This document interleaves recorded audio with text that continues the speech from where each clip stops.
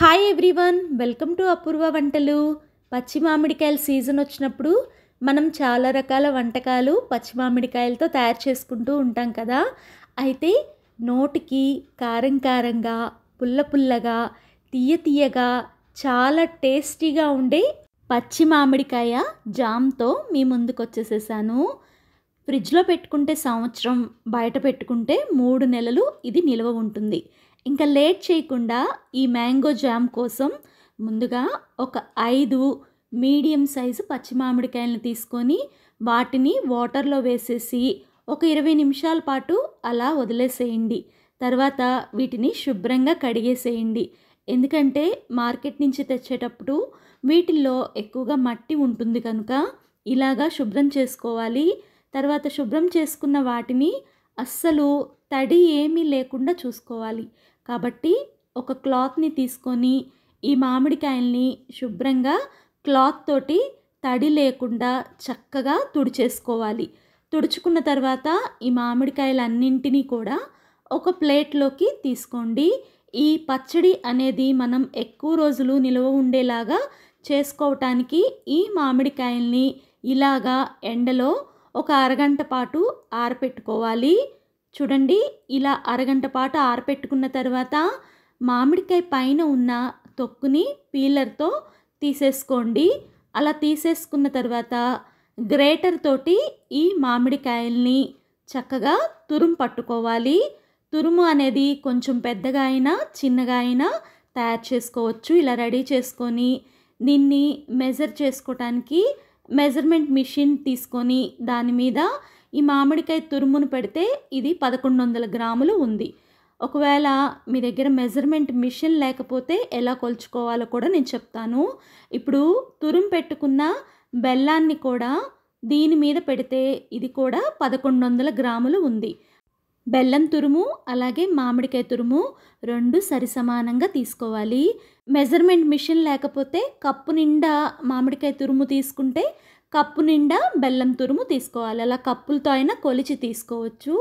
ఇప్పుడు దీన్ని తయారు చేసుకోవడానికి ఒక బాండీని తీసుకొని ఆ బాండీలో ముందు మామిడికాయ తురుమును వేసేసి తర్వాత ఈ ఆర్గానిక్ బెల్లాన్ని కూడా వేయండి.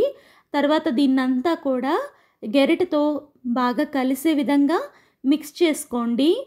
పచ్చి మామిడికాయని రెగ్యులర్గా తీసుకుంటే దీనిలో ఉండే ఏ విటమిన్ వల్ల కంటి సమస్యలు దూరమవుతాయి.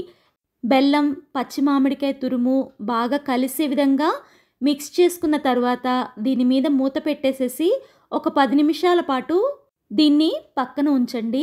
ఈ లోపల ఈ పచ్చడికి కావలసిన పదార్థాలని తయారు చేసుకుందాము. ముందుగా పొయ్యి మీద ఒక బాండీని పెట్టేసుకోండి.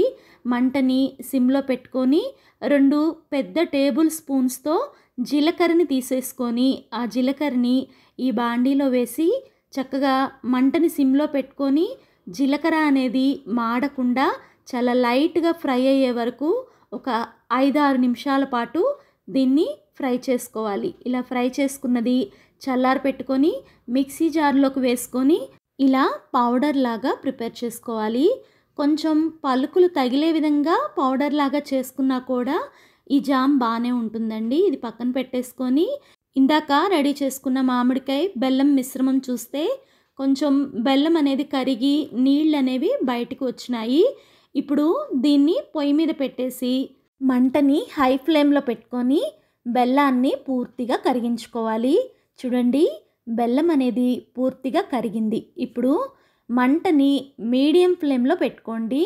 మీడియం ఫ్లేమ్లో పెట్టుకున్న తర్వాత అప్పుడప్పుడు గరిటెతో మిక్స్ చేస్తూ ఈ బెల్లం అనేది పాకం వచ్చే వరకు కూడా ఉడికించుకోవాలి. పాకం ఎలా వస్తుంది ఏంటి అనేది చూపిస్తాను. చూడండి, కన్సిస్టెన్సీ అనేది జామ్ లాగా వచ్చింది కదా. ఇలా వస్తే మనకి పర్ఫెక్ట్గా రెడీ అయినట్టే.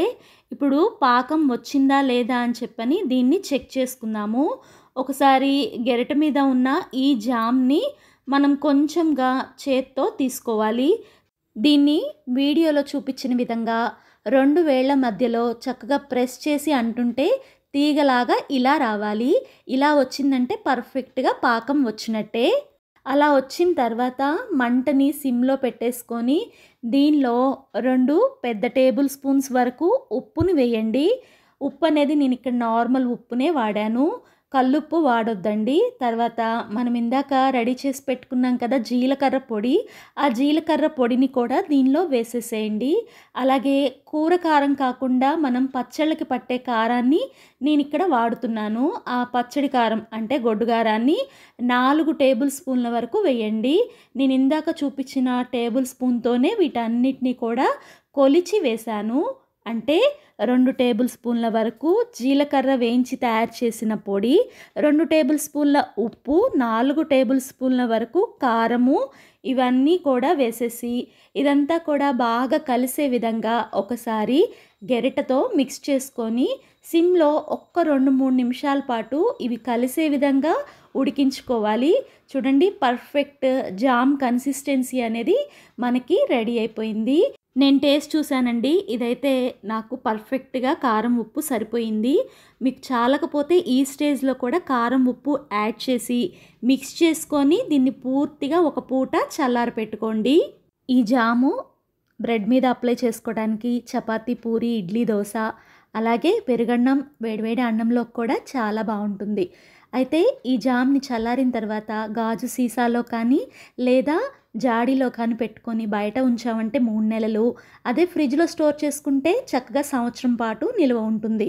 ఈ జామ్‌ని తీసుకునేటప్పుడు తడి లేని స్పూన్‌తో తీసుకోండి.